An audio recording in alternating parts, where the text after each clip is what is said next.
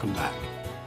Last week I started this series which I entitled Pride, and I directed it for young people because they're going through a lot of stresses in life at this time. And so I'm hoping some of you young people are back here this week looking for some answers, something to give some relief. You know, pride does cause a lot of stress in our life, but it doesn't always have to be that way. It can be good things too.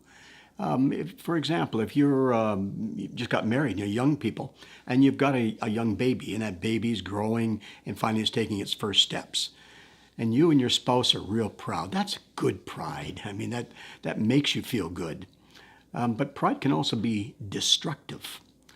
For example, let's say there's a picture taken of a group, and in that group, everybody in the group looks terrible. They've got old clothes on.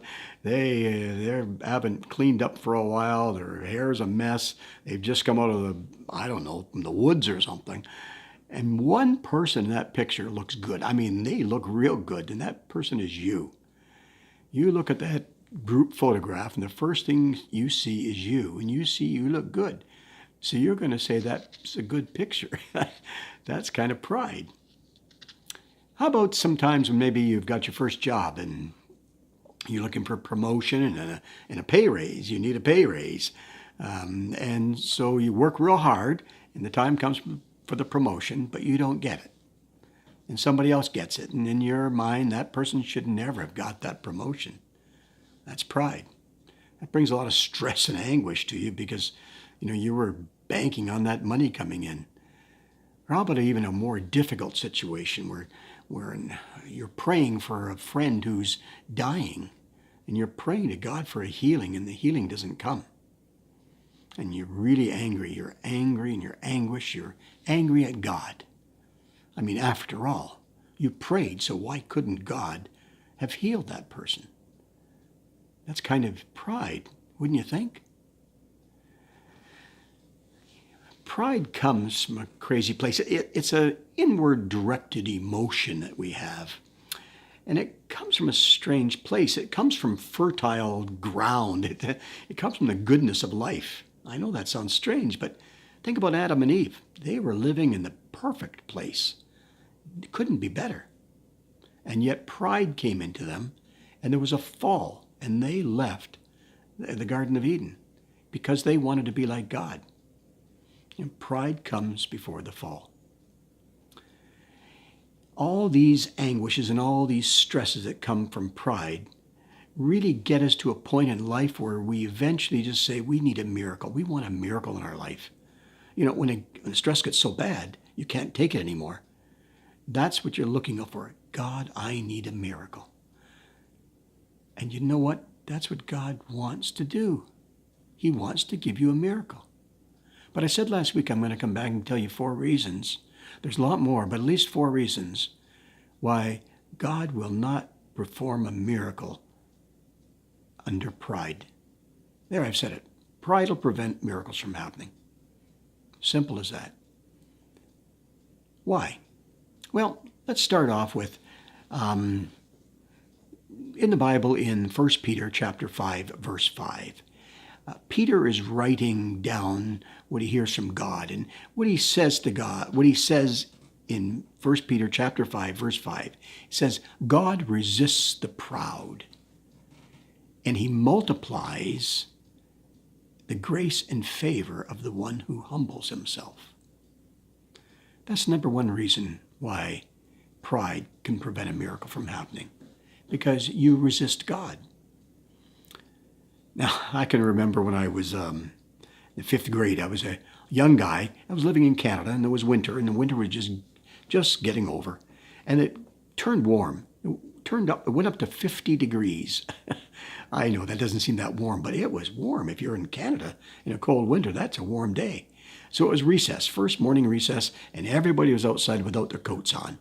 And all of a sudden, a snowball hits me. And I turn around and there's a bunch of guys there, and one of them's laughing. He's the guy who threw the snowball.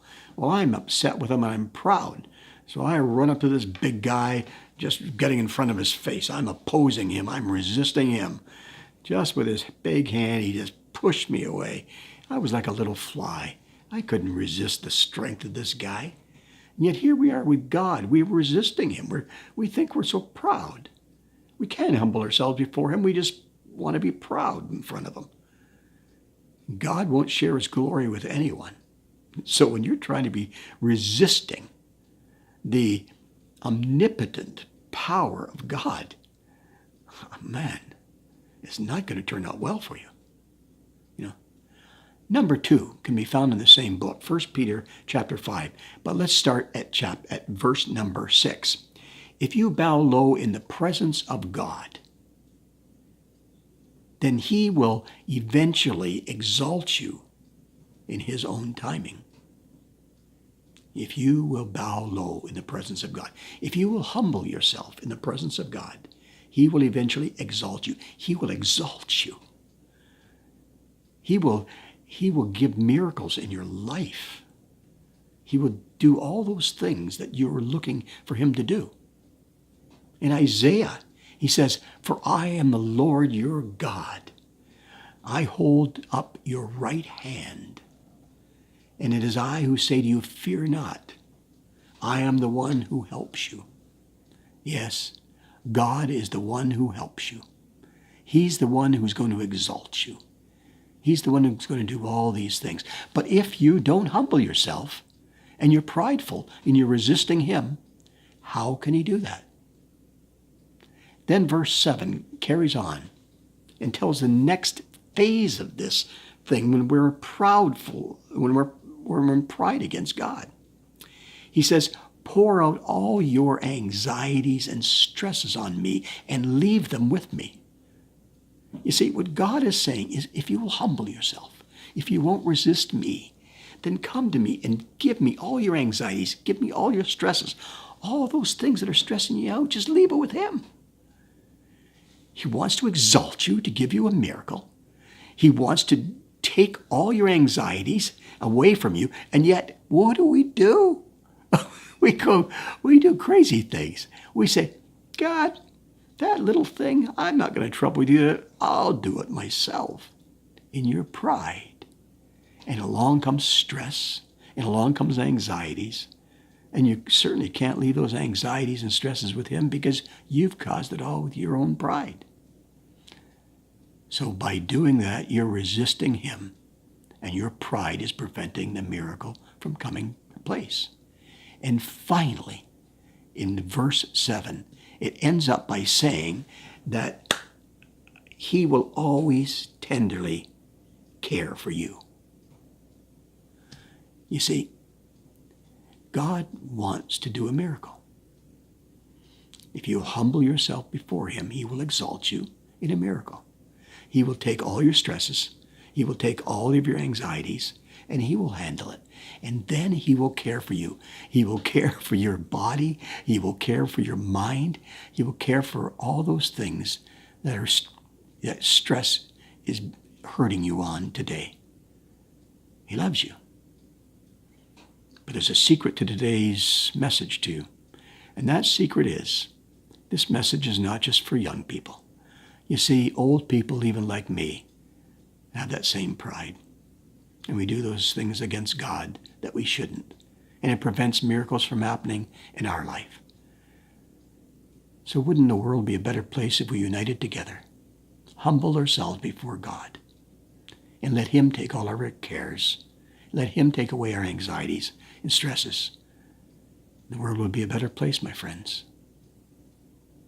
See you next week. Bye for now.